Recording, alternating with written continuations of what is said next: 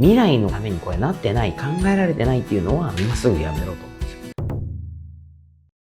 今回のタイトルなんですけど、会社を成長させたいなら社長は仕事をするなっていうところでお話をお伺いしたいんですけど、まずぜひチャンネル登録お願いします。会社を成長させたいなら仕事はするなというタイトルですけど、前提として社長は仕事をするなということではなくて、社長が例えば人が足りなくなっちゃってこの仕事してますとか、任せたんだけどあんまり期待通りの結果が出ないからやっぱり自分がやってますとか、そういうことはやめましょうと。社長がすべき仕事をしましょう。するべきではない仕事はするなということなのかなと自分は考えてます。僕もそうは言いつつ、自分の納得いくように業務が全部うまくできてるかって言われて自分に対してまだ不満はありますが、社長がやる仕事は全部一つは目的、意味とか意図がちゃんとあってやってるものっていうことがやっぱ一つ重要なのと、もう一つはやっぱり優先順位だと思うんですよね。よく時間のマネジメントで話をするんですけど、緊急なのか緊急じゃないのか、重要なのか重要じゃないのかっていうマトリックスに分けるとすると、みんな結構重要で緊急なことばっかりやってるんですよ。確かに重要だし緊急だからやらなきゃいけないんですよね。でも経営者の仕事本質は重要だけど緊急でないことなんですよ。要は重要だけど緊急なことをなるべく発生させないために、だって発生したらそこに全力でみんなでやんなきゃいけないから。社長も同じですよ。重要だけど緊急なことに追われてる、ここの仕事ばかりしているのはやめましょうっていう話ですよね。緊急事態に陥らないように事前にこう手を打ったりとか、体制を作るっていうところが社長がやるべきところなんですかね。わかりやすく言うと、未来に対しての仕事をしましょうっていう社長は、今、Now の仕事は従業員に頑張ってもらいましょうと。未来のための仕事として、今の仕事の役割を担ってるんだったらいいんじゃないかなと思いますし、今の仕事で忙殺されて、未来のためにこれなってない、考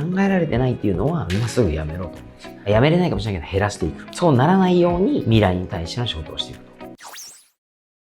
社長の仕事っていろいろ言われますけど、僕はブレたくないんで決めていて、文字業としての経営者の仕事何なんだって考えた時に、大きく分けて3つにしていて、1つは人を動かすことだと。これ具体的に何やってるかって言ったら、理念の浸透だったりとか、そもそも仕事の意味とか、仕事の目的っていうのを明確にしてあげるようなこと。人が能動的に生き生きと働けるとか動けるように、人生生きれるように人を動かしていくっていうことが仕事。2つ目は意思決定ですよね。社長しかできない意思決定ってありますし、社長だからこそ即断即決ができるっていう意思決定もいっぱいあるので、決めてあげたらスワッと動いたりするわけですから。3つ目はやっぱ仕組み作り。これちょっと1番と2番も絡むんですけど、例えば人を動かす仕組み作り、意思決定が速やかにできる仕組み作りもそうですし、具体的にじゃあ仕組み作りって何やるのって言ってると、繰り返しになりますけど、例えば理念浸透、経営者の思いを伝える仕組みを作る。ただ理念浸透って言ってればいいだけじゃなくて、これも意図的に言うとか、これがおざなりにならない仕組み。あと数値化。数字ってやっぱり一番日本語で正しいじゃないですか。解釈ずれがないんですよ。できる限り数値に置き換えていくっていうのもやっぱり重要ですよね。で、マニュアル化。これはマニュアルを自分で作れって言ってるわけじゃないんですけど、普通の人でも活躍できるようなマニュアルというか、そういうのも計画して考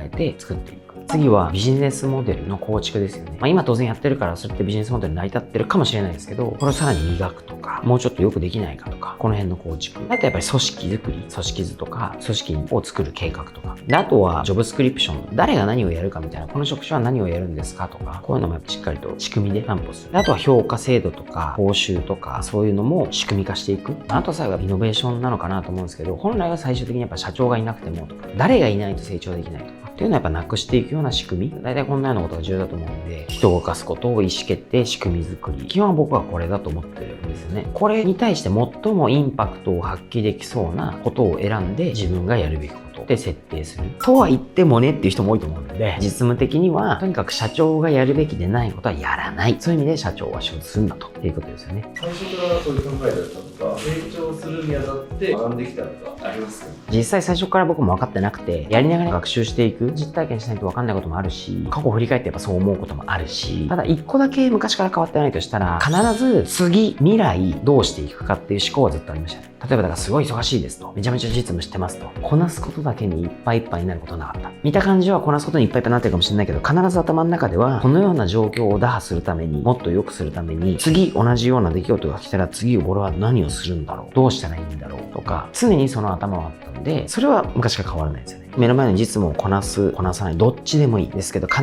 ずこの先どうしていくことが会社にとっての目的に近づくことで社長ができるインパクトがあるのかっていうことを常に考えておく。考えるだけじゃもちろん最後ダメなんで、どう実行に移していくかっていう時間を作って実行していく。ただ忙しいに忙殺されてるだけの仕事だったら、タイトルのと社長仕事すんのという話になると思いますね。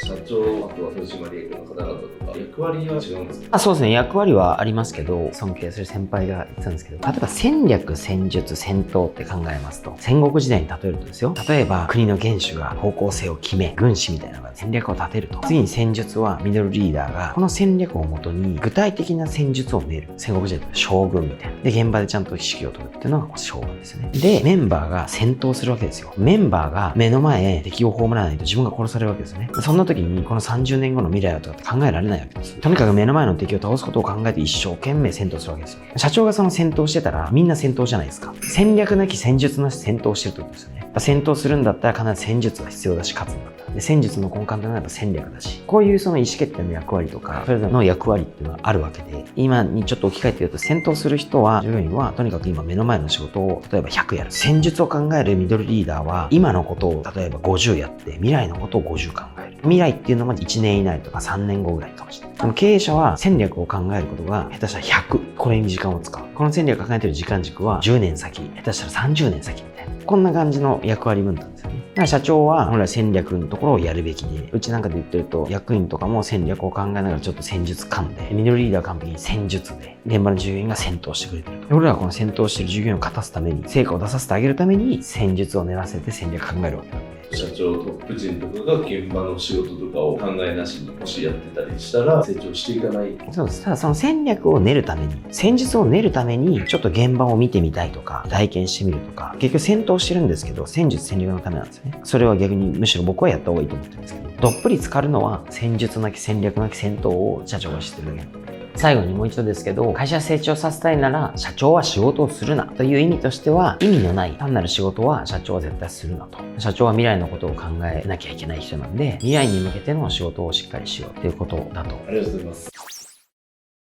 本日の動画最後まで見ていただいてありがとうございます。アプリ引っ越しセンターではホームページ、各種 SNS などなど様々な情報を発信しておりますので、興味を持っていただけたらぜひご覧ください。また、ぜひこのチャンネルでもですね、対談もそうですし、研修、現場、様々な動画アップしてますので、ぜひチャンネル登録していただけると嬉しいです。そして、この動画もいいね、お願いします。ということで本日はご視聴ありがとうございました。ありがとうございました。